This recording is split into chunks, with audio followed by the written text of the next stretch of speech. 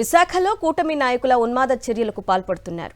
కూటమి అధికారంలోకి వచ్చిన తరువాత అనేకసార్లు దివంగత నేత వైఎస్ఆర్ పేరు తొలగిస్తున్నారు. వైజాగ్ క్రికెట్ స్టేడియంకు వైఎస్ఆర్ పేరు తొలగించారు. Doctor YSR ACA VDCA stadium పేరును ఏసీఏ వీడీసీఏగా మార్పు చేశారు. G20 సదస్సు సందర్భంగా బీచ్ రోడ్లో సీతకొండ దగ్గర వైఎస్ఆర్ వ్యూ పాయింట్ ఏర్పాటు చేశారు. అయితే వైఎస్ఆర్ వ్యూ పాయింట్ పేరును కూటమి నేతలు తొలగించారు. గతంలో వైజాగ్ ఫిలింనగర్ క్లబ్లో లాన్కు ఉన్న వైఎస్ఆర్ పేరును కూడా తొలగించారు. కూటమి నేతల తీరుపై విశాఖ నేతలు మండిపడుతున్నారు. ది గ్రేట్ లెగసీ లీడర్స్ ఈరోజు ఆంధ్ర రాష్ట్రంలో జన్మించిన వాళ్ళలో ఒకరు స్వర్గీయ ఎన్టీ రామారావు గారు, డాక్టర్ వైఎస్ రాజశేఖర రెడ్డి గారు. ఆ తర్వాతే వస్తారు ఎంత ప్రధానమంత్రి చేసిన సరే పివి నరసింహ గారు.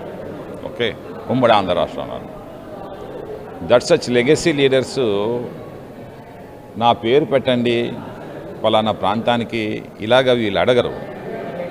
They are born for the people, they are from the people. So ఆ రకంగా ఈరోజు ఏదైతే పోతేనమల్లపాలెంలోని డాక్టర్ వైఎస్ రాజశేఖర రెడ్డి గారు ఒక క్రికెట్ స్టేడియంని, ఓకే, ఆ రోజు ఇంటర్నేషనల్ స్టేడియంని తీసుకొని రావాలని చెప్పేసి ఒక ఫోర్స్టీనెస్ తోటి ఈఎస్ ఫోర్ స్టార్ దట్ దానికి BCCI has given the name. Okay, it is not the government ఈరోజు పేరు పెట్టింది కాదు doctor YS Rajasekhara Reddy stadium అని చెప్పేసి. అంటే అతని యొక్క ఐడియాలజీ మెచ్చుకొని అతని యొక్క స్థిరస్థాయిగా ఉండాలి అని చెప్పేసి ఆ రకమైన నేమ్ని ఇవ్వడం జరిగిందన్నమాట. చూడండి, వైఎస్ఆర్ సెంట్రల్ పార్క్ ఆ రోజుల్లో వైఎస్ రాజశేఖర రెడ్డి గారు ఉండేటప్పుడు అది ఇంచుమించు 1000 కోట్ల స్థలం అది. దాన్ని చంద్రబాబు నాయుడు ఏమో బిజినెస్ పీపుల్కి అందించి చౌదరీస్కి అందించి ఇద్దాము అని అది ఒక మార్కెట్ని నిర్మాణం చేద్దాము పాలికా బజార్ లాగా అని చెప్పేసి అనుకుంటే లేదు, breathing space is needed for the Visakhapatnam అని చెప్పేసి ఆ యొక్క 20 ఎకరాల భూమిని కూడానేమో దాన్ని బ్రీతింగ్ స్పేస్ కింద క్రియేట్ చేసి ఒక సెంట్రల్ పార్క్ నిర్మాణం చేస్తే దానికి ఈరోజు మనం వైఎస్ఆర్సీ సెంట్రల్ పార్క్ అని పెట్టుకున్నాం. అతను పెట్టుకోలే. అలాంటిది ఇవన్నీ కూడా ఏంటంటే స్టెప్ బై స్టెప్ చేసుకుని ఇచ్చారన్నమాట. Is the one legacy leader.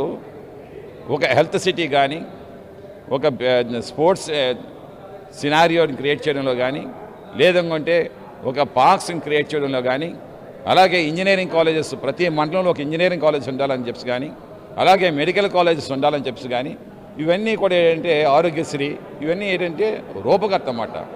Flagship programmes ఇవన్నీ కూడా.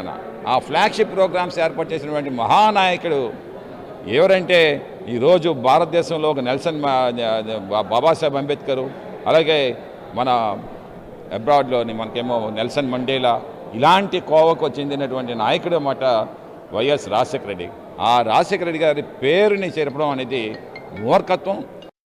విశాఖ అంతర్జాతీయ క్రికెట్ స్టేడియానికి దివంగత నేత వైఎస్ రాజశేఖర రెడ్డి పేరును తొలగించడాన్ని వైఎస్ఆర్సీపీ నేతలు తీవ్రంగా ఖండించారు. వెంటనే స్టేడియానికి వైఎస్ఆర్ పేరును పెట్టాలని డిమాండ్ చేశారు దేవన్. రాజకీయ దురుద్దేశంతోనే వైఎస్ పేరును స్టేడియానికి తొలగించారన్నారు. రాజశేఖర రెడ్డి గారి పేరు ఏదైతే విశాఖపట్నంలో ఉన్నటువంటి ఆంధ్రాలోనే మనకు ఉన్నటువంటి పెద్ద స్టేడియం విశాఖ వైఎస్ఆర్ స్టేడియం. అటువంటి స్టేడియంలో వైఎస్ఆర్ పేరు తొలగించడం అన్నది చాలా బాధాకరమైన విషయం. ఎందుకంటే డాక్టర్ వైఎస్ రాజశేఖర రెడ్డి గారు ఎన్నో ఈ రాష్ట్రానికి, ఆయన పేద ప్రజలకు కానీ, రాష్ట్ర అభివృద్ధి విషయంలో కానీ ఆయన ఎంతో మంచి పేరు తెచ్చినటువంటి మహానేత ఆయన. అటువంటి వ్యక్తి పేరు తొలగించడం అన్నది చాలా బాధాకరమైన విషయం. ఎందుకంటే ఆయన చనిపోయిన తర్వాత పెట్టినటువంటి పేరు, అంటే సుమారు ఒక 10-15 సంవత్సరాల దాకా అయి ఉంటుంది. ఆ పేరు పెట్టి 15 సంవత్సరాలు అయి ఉంటుంది. మరి అటువంటి పేరుని తొలగించడం అన్నది అందరూ కూడా వ్యతిరేకిస్తున్నారు.